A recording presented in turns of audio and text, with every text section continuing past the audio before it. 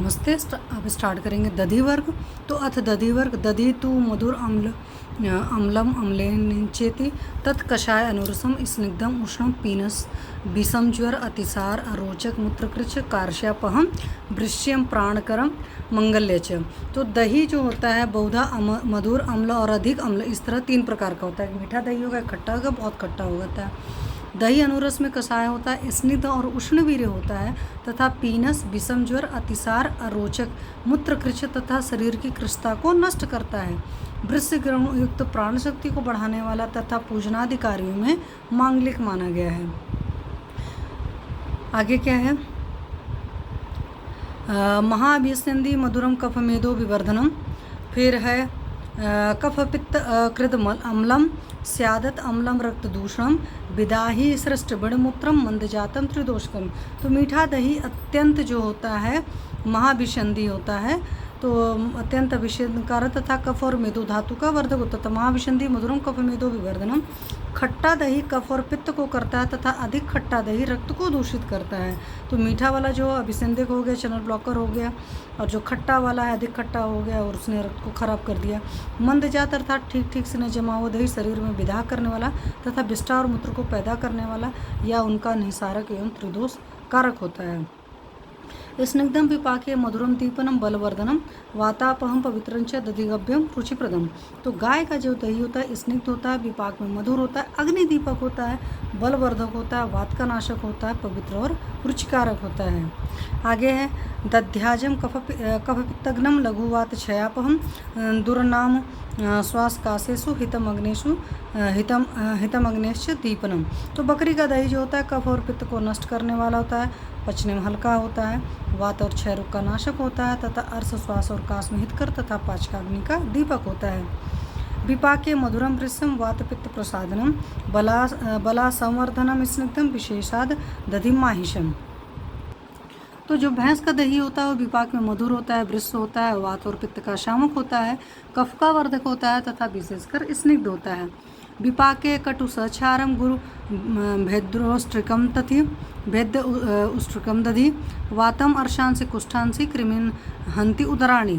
तो ऊँटनी का दही जो होता है विपाक में कटु होता है, क्षारयुक्त होता है, भारी होता है तथा विरेचक होता है एवं वात अर्श कुष्ठ कृमि और उदर रोगों को नष्ट करता है। कोपनम कफवातानाम दुर्नामना चाविकम दधि रसे पाक च मधुरम अति अभिसंधि दोषलम। तो भेड़ का दही जो होता है कफवात और अर्श का प्रकोप करता है तथा रस और पाक में मधुर होता है, अत्यंत अभिसंधि तथा दोषवर्धक होता है। तो भेड़ का दही सबसे ज़्यादा खराब है। आगे क्या? दीपनम अचचुष्यम वांगम दधि वातलम रुक्षम उष्णम कषायंच कफमूत्रापहंच। तो घोड़ी का दही अग्नि का दीपक होता है, नेत्रों के लिए अहितकर होता है, वातवर्धक होता है, रुक्ष उष्ण कषाय तथा कफ और मूत्र के दोषों को नष्ट करता है। फिर स्त्री का दही क्या होगा? स्निग्धम विपाके मधुरम बल्यम संतर्पणम गुरु चचुष्यम अग्नेयम दोषग्नम दधि नार्या गुणोत्तरम। तो स्त्री का दही जो होता है स्निग्ध होता है, विपाक में मधुर होता है, बलवर्धक होता है, तृप्तिकारक होता है, भारी होता है, नेत्रों के लिए अत्यंत हितकर होता है, दोषनाशक तथा गुणों में उत्कृष्ट होता है। अब आगे हथनी ची बचे तो लघु पाके बलासग्नम वीर उष्ण पक्तिनाशनम कषाय अनुरसम नाग्या दधि वर्चो विवर्धनम। तो पाक में लघु कफनाशक, उष्ण वीर पाचन शक्ति का नाशक, अनुरस में कषाय तथा मल का वर्धक होता है। आगे है दधीन उक्तान यानी गव्यादीने पृथक पृथक विज्ञान एवं सर्वेशु गव्यम गुणोत्तरम। तो उक्त श्लोकों में गो आदि प्राणियों जो पृथक पृथक दही वर्णित किए गए उन सब में गाय का दही गुणों की दृष्टि से श्रेष्ठ होता है। आगे है वातकनम कफकृत स्निग्धम बृंहणम न अति पित्तकृत कुर्याद भक्ताभिलाषंच दधीयत सुपरिश्रुतम। तो कपड़े में बांधकर अच्छे प्रकार परिश्रुत किया हुआ दही वातनाशक, कफकारक, स्निग्ध और शरीर की पुष्टि करने वाला होता है तथा यह दही पित्त को अधिक नहीं बढ़ाता एवं भोजन में इच्छा उत्पन्न करता है। श्रितात क्षीरात्तु यज्जातम गुणवद दधि तत् स्मृतम वातपित्त हरम रुक्षम धातु अग्नि विवर्धन। तो अच्छी प्रकार उबाले हुए दूध से जो दही बनता है वह अधिक गुणकारी, वात तथा पित्त का नाशक, रुचिकारक एवं शरीर की धातुओं अग्नि तथा बल को बढ़ाता है। आगे है दधना सरव गुरुर अवृष्यो विज्ञो अनिल नाशनः वन्यर्विधानश्चापि कफ शुक्र विवर्धनम। तो दही के ऊपर का भाग पचने में भारी होता है, जो दही के ऊपर की मलाई रहेगी। वृश्य होता है वात का नाशक होता है, पाचकाग्नि का नाशक भी लेकिन है, तथा कफ और शुक्र को बढ़ाता है। तो जब तक बहुत अच्छी डाइजेस्टिव फायर नहीं, दही के ऊपर वाला पार्ट नहीं लेना चाहिए। दधितु असारम वृक्षस्य ग्राह्य विष्टम्भी वातलम दीपनीयम लघुतरम स कषायम रुचिप्रदम।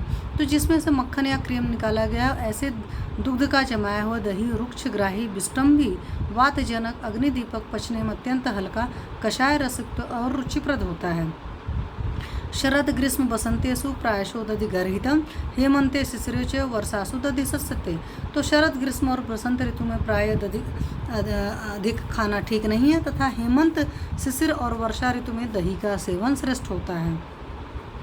आगे क्या है, तृष्णाक्लम हरम मस्तु लघु स्रोतो विशोधनम अम्लम कषायम मधुरम अवृश्यम कफवातनुत प्रहलादम प्रीणंच भीनत्याशु मलंच तत् बलम आहवते क्षिप्रम भक्त छंदम करोति च। तो दही का पानी जो होता है तृष्णा और क्लम को नष्ट करता है, पचने में लघु होता है, स्रोतसों का विशोधक होता है, तथा अम्ल कषाय और मधुर होता है। यह वृष्य नहीं है तथा कफ और वात को नष्ट करता है, आत्मा मन और इंद्रियों को आह्लादित करता है तथा तृप्त करता है, मल का शीघ्र भेदन करता है, शीघ्र शरीर के बल को बढ़ाता है और भोजन में रुचि करता है। आगे है स्वादु अम्लम अति अम्लम मंदक जातम तथा श्रित क्षीर भवम सरश्च असारम एवं दधि सप्तता अस्मिन् वर्गे स्मृता मस्तु गुणा तथैव च। तो इस दधी वर्ग में मीठा, खट्टा, अधिक खट्टा, मंद, उबाले हुए दुग्ध का, सारयुक्त तथा असारयुक्त ऐसे 7 प्रकार के दही और उसके गुण कहे हैं। इसी तरह दही के मस्तु से भी गुण कहे हैं, दही के मस्तु के भी गुण कहें। यदि दधी वर्ग, तो इस प्रकार से दधी वर्ग समाप्त हुआ। अब है अथ तक्र वर्ग। तो तक्रम मधुरम अम्लम कषायनुरसम उष्णम वीर्यम लघुरुक्षम अग्निदीपनम गर्शोप अतिसार ग्रहणी पांडुरोग अर्श प्लीह गुल्म अरोचक विषम ज्वर तृष्णा छर्दी प्रशेक शूल मेध श्लेष्मा अनिलहरम मधुर विपाकम हृदय मूत्र कृच्छ स्नेह व्यापत प्रशमनम अवृश्च। तो तक्र जो होता है, मट्ठा या छाछ जो होता है, मधुर होता है, अम्ल होता है, अनुरस में कषाय होता है, वीर्य में उष्ण होता है, हल्की तथा पाचकाग्नि को दीप्त करती है। एवं गर मतलब कृत्रिम विष, शोभ, अतिसार, संग्रहणी, पांडुरोग, अर्श, प्लीहा वृद्धि, गुल्म रोग, अरोचक, विषम ज्वर, तृष्णा, वमन, लार का टपकना, शूल, मेदो वृद्धि, कफ रोग तथा वात रोग नाशक है। पाक में मधुर, हृदय ग्लहितकारी, मृत्युकृच्छ, अधिक स्नेह सेवनजन व्यापत्तियों को नष्ट करती है एवं वृश्य नहीं है। आगे है मंथनादि पृथक्भूत स्नेहम अर्धोत्कम च यत् न अतिसान्द्र द्रवम तक्रम स्वादु अमलम तुवरम रसे यत्तु सह स्नेहम जलम मथितम घोलम उच्यते। तो मंथन करके जिसमें से स्नेह निकाल लिया गया और दही से आधा पानी जिसमें मिला लिया हो, जो न अधिक गाढ़ी और न अधिक पतली हो तथा जो रस में मधुर अम्ल और कषाय हो, उसे तक्र कहते हैं। किंतु जिस दही में से मक्खन न निकाला गया हो तथा पानी भी नहीं डाला गया हो और केवल मथनी से विलयन बना दिया गया हो, उसे घोल कहते हैं। नैव तक्रम छते दद्यान अन्न उष्ण काले न दुर्बले न मूत्र न मूर्छा भ्रम दाहेशु न रोगे रक्तपक्के। तो छत गर्मी का समय दुर्बल मनुष्य मूर्छा भ्रम दाह तथा रक्तपित्त में इस तक्र का उपयोग नहीं करना चाहिए। तो तक्र कहाँ कहाँ निषेध है ये दे रखा है। तो नैवम तक्रे छते। फिर शीतकाल अग्निमांदे च कफोत्थे शिव आमयेषु च मार्गावरोधे दुष्टे च वायु तक्रम प्रशस्यते। तो शीतकाल में, अग्निमांद के में, कफजन्य रोग में, स्रोतों के मार्गावरोध में, तो वायु की दृष्टि में तक्र प्रशस्त मानी गई है। आगे है तत् पुनर्मधुरम श्लेष्म प्रकोपणम पित्त प्रशमन च अम्लम वातग्नम पित्तम करचति। तो मधुर तक्र कफ का प्रकोप करती है और कफ का प्रकोप करेगी और पित्त का शमन करेगी। अम्ल तक्र वात को नष्ट करती है तथा पित्त को बढ़ाती है। वाते अम्ले सैंधवे पेतम स्वादु पित्ते स सरगरम पिबेत तक्रम कफे चापी व्योक्षार समन्वितम। तो वात के प्रकोप में सैंधव लवणयुक्त अम्ल तक्र पीना चाहिए, पित्त के प्रकोप में शर्करायुक्त स्वादु तक्र तथा कफ के प्रकोप में सोंठ, मरीच, पिपली तथा योचार इनका चूर्ण मिला करके तक्र पीना चाहिए। ग्राहिणी वातला रुक्षा दुर्जरा तक्र कुर्चिका तक्राल लघुतरो मंड कुर्चिका दधि तक्रज। तो तक्र कुर्चिका ग्रहणी वातकारक रुक्ष और दुर्जर होती है। कुर्चिकाभूत दही और तक्र से बनाया हुआ मंड तक्र से अधिक लघु होता है। गुरु किलाटो अनिलाः पुंसत्व निद्राप्रदः स्मृत मधुरो बृंगणम वृस्यो तद्वत पीयूष मोरटो। तो किलाट पचने में भारी होता है, वातनाशक होता है, पुंसत्व तथा निद्रा लाने वाला होता है। इसी प्रकार पीयूष और मोरट स्वाद में मधुर, बृंगणकारक और वृस्य होते हैं। नवनीतम पुनः सद्यस्कम लघु सुकुमारम मधुरम कषायम ईषदम्लं शीतलम मिद्यम दीपनम हृदयम संग्राही पित्तानिलहरम वृश्यम अविदाही क्षय कास व्रणशोष अर्शो अदितापहम चिरोत्थितम गुरु कफ मेदो विवर्धनम बलकरम बृंगणम शोषग्नम विशेषेण बालानां प्रशस्यते। तो जो नवनीत होता है, दही से ताज़ा निकाला हुआ मक्खन पचने में हल्का होता है, शरीर को सुकुमार बनाने वाला होता है, रस में मधुर होता है, कषाय और कुछ खट्टा होता है, शीत प्राकृतिक होता है, मेधावर्धक होता है, अग्निदीपक होता है, हृदय ग्लहितकारी होता है, दस्त को बांधने वाला, पित्त और वात का नाशक होता है, वृस्य है, दाह नहीं करने वाला, राजच्छमा कास व्रण विवाह शोक वार्धक्य आदि जनशोष अर्श और अधृतनाशक है। निकाल कर रखा हुआ अर्थात पुराना मक्खन पचने में भारी, कफ और मेधा को बढ़ाने वाला, बलवर्धक, बृंहण, शोषनाशक तथा अधिकतया बालकों के लिए प्रशस्त होता है। आगे है क्षीरोत्तम पुनर्नवनीतम उत्कृष्टम स्नेह माधुर्य युक्तम अतिशीतम सौकुमारिकरम चक्षुष्यम संग्राही रक्तपित्त नेत्र रोगहरम प्रसादन च। तो कच्चे दूध से निकाला हुआ मक्खन अतीव स्निग्ध और मधुर तथा अधिक शीतल, शरीर को सुकुमार बनाने वाला, नेत्रों के लिए हितकारी, ग्राही और रक्तपित्त तथा नेत्र रोगों को हरने वाला एवं शरीर, इंद्रियों और मन को प्रसन्न करता है। संतानिका पुनर्वातग्नि तर्पणी बल्या वृश्य स्निग्धा रुच्या मधुरा मधुर विपाका रक्तपित्त प्रसादनी गुरुविच। तो संतानिका मतलब दूध के ऊपर की मलाई जो होती है, वातनासिका होती है, तृष्णकार तृप्तिकारिणी होती है, बल के लिए हितकर होती है, वृश्य होती है, स्निग्ध होती है, रुचिवर्धक होती है, स्वाद और पाक में मधुर होती है, रक्तपित्त का प्रसादन करने वाली होती है तथा पचने में भारी होती है। विकल्प एस दध्यादि श्रेष्ठो गव्यो अभिवर्णितः विकल्पान वशिष्टांस्तु क्षीर वीर्यात समाधिसेत इति तक्र वर्ग। तो दही तक्र आदि का जो है विकल्प भेद वर्णित किया गया है। वे दधि तक्र आदि गौ के श्रेष्ठ होते हैं एवं जो शेष प्राणियों के दग्ध दधि और तक्र के भेद हैं, उनके गुण धर्म उनके दूध के वीर से ही जान लेवें इति तक्र वर्ग। अब अथ घृत वर्ग। अब घी के बारे में बात करें। घृतम तो मधुरम सौम्यम मृदु शीत वीरम अल्पम अल्प अभिसंधि स्नेहनम उदावर्तो उन्माद अपस्मार शूल ज्वर अनाह वात पित्त प्रशमनम अग्निदीपनम स्मृति मति मेधा कांति स्वर लावण्य सौकुमार्यस तेजो बलकरम आयुष्यम वृश्यम मेधम वयस्थापनम गुरुचचुष्यम श्लेष्म विवर्धनम पापमा लक्ष्मी प्रशमनम विषहरम रक्षोग्न च।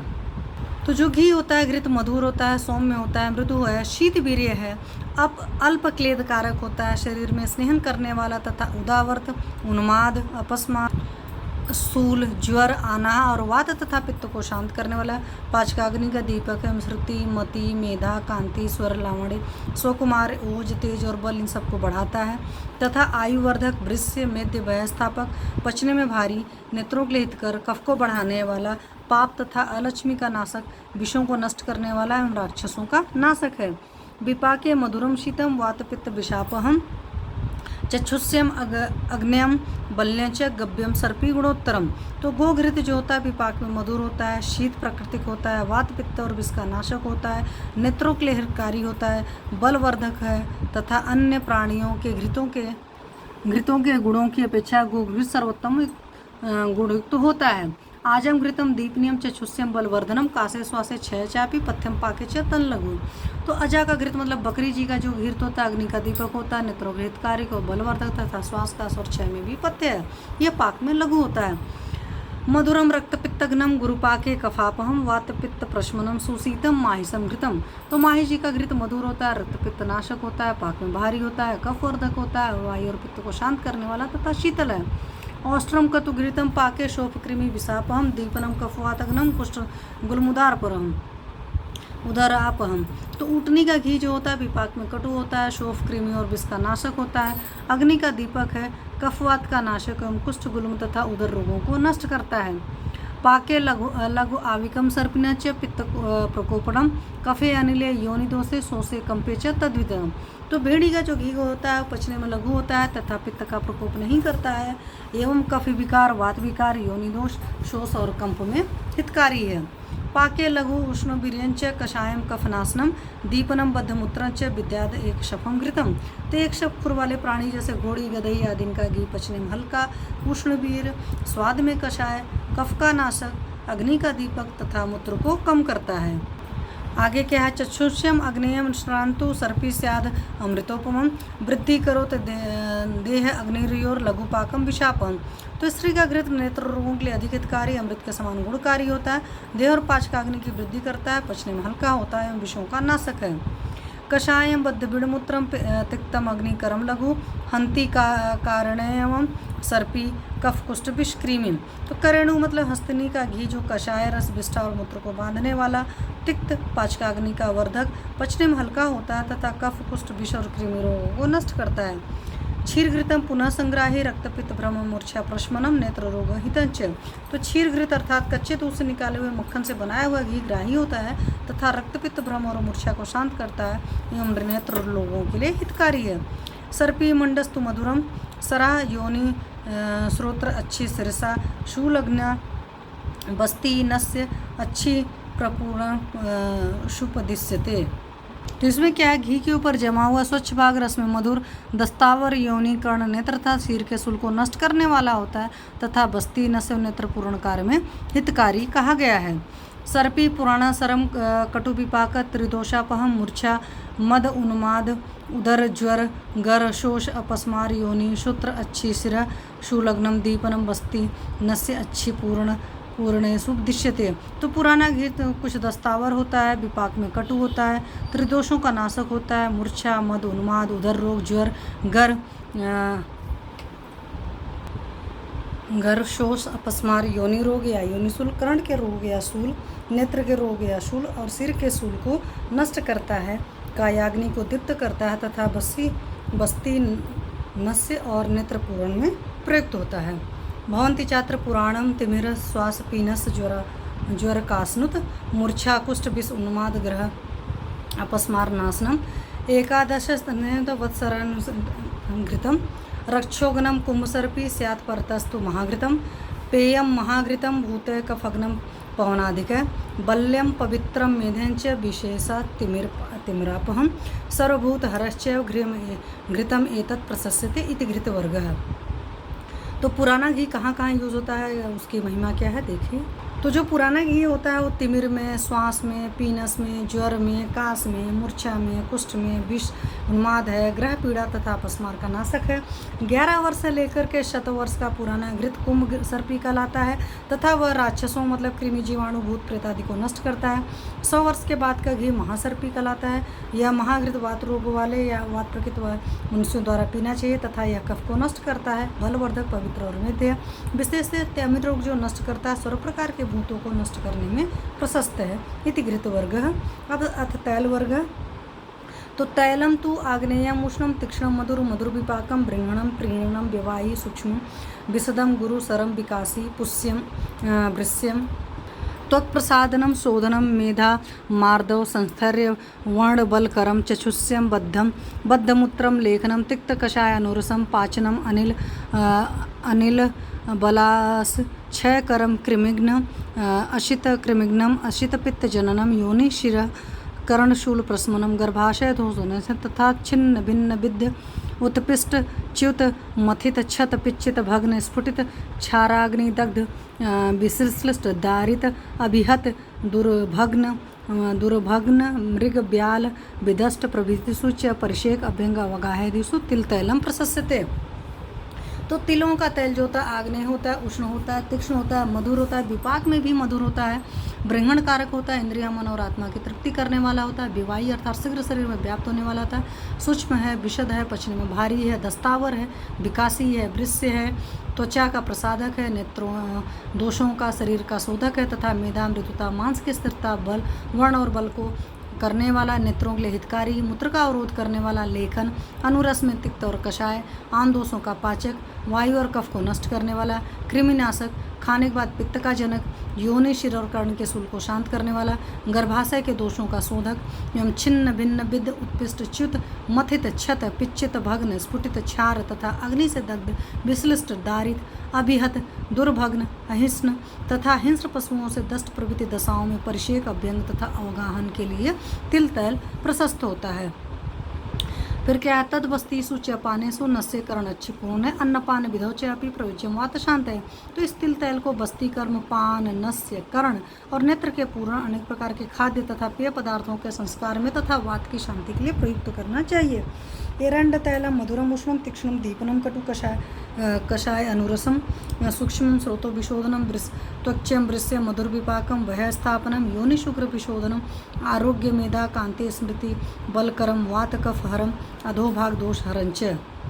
तो जो एरंड का तैल होता है मधुर होता है, वृष्य होता है, तीक्ष्ण होता है, अग्नि का दीपक होता है, रस में अनुरस है, रस में मतलब कटु रस है, अनुरस में कषाय है, सूक्ष्म है, स्रोतो विशोधक है, त्वचा के लिए हितकारी है, वृष्य है, विपाक में मधुर है, आयु का स्थापक है, योनि तथा शुक्र के दोषों का शोधक है, शरीर की निरोगता, मेधा, कांति, स्मृति और बल को करने वाला होता है, वायु और कफ का नाशक होता है, शरीर के मलाशय मूत्राशय आदि अधोभागों के दोषों को हरने वाला कहा गया है। आगे क्या है, निम्ब अतसी कुसुम्ब मूलक जीमूतक वृक्षकृत वेदन अर्क कंपिल्लक हस्ती कर्ण पृथ्वी का पीलू अरिंदी शिग्रु सरसव सुवर्चला बिडंग ज्योतिषमती फल तैलानि तीक्ष्णानि लघु न उष्ण बिर्यानि कटूनि कटु विपाकानि सराणि अनिल कफ कृमि कुष्ठ मेह प्रमेह शिरोरोग हराणाय चेति। तो नीम, अलसी, कुसुम्ब, मूली, देवदाली, कुटज, कोशातकी, आक, कबीला, हस्ती, कर्ण, काला जीरा, पीलू, करंज, इंगुदी, सहजन फली, सरसों, सूर्यावर्त, बिडंग, मालकांगनी, इनके फल अथवा बीजों के तैल तीक्ष्ण, पचने में हल्के, उष्णवीर, रस और विपाक में कटु, मृदु विरेचक हैं तथा वायु कफ कृमि कुष्ठ प्रमेह तथा सिर के रोगों को नष्ट करते हैं। वातग्नम मधुरम तेषु क्षौमम तैलम बलापहम कटुपाकम चक्षुष्यम स्निग्धम उष्णम गुरुपित्तलम कृमिघ्नम सार्षप तैलम कंडू कुष्ठापहम लघु कफभेदो अनिलहरम लेखनम कटुदीपनम कृमिघ्नम इंगुदी तैलम ईशत तिक्तम तथा लघु कुष्ठ आमय कृमिहरम दृष्टि शुक्र बलापहम विपाके कटुकम तैले कौसुम्भम सर्वदोषकृत रक्तपित्तकरम तीक्ष्णम चक्षुष्यम विदाई च। तो उक्त तैलों में अतसी का तैल जो होता है वातनाशक होता है, मधुर है, बलनाशक है, विपाक में कटु है, नेत्रों के लिए अहितकारी है, स्निग्ध, उष्ण, भारी और पित्तकारक होता है। सरसों का तेल कृमि, कंडू और कुष्ठ को नष्ट करता है, पचने में हल्का होता है, कफ, मेद और वात रोगों का नाशक है तथा लेखक कटु और अग्नि का दीपक है। हिंगोट तेल कृमिनाशक, कुछ तिक्त एवं हल्का होता है, कुष्ठ तथा कृमि रोगों को नष्ट करता था तथा दर्शन शक्ति, वीर्य और शरीर के बल को नष्ट करता है। कुसुम्ब तेल विपाक में कटु होता है, सर्वदोषों का जनक होता है, रक्तपित्त को बढ़ाना होता है, तीक्ष्ण होता है, नेत्रों के लिए हित हानिकारी तथा शरीर में विधा उत्पन्न करता है। आगे है किरात तिक्तक अतिमुक्त विभीतक नालिकेर कोला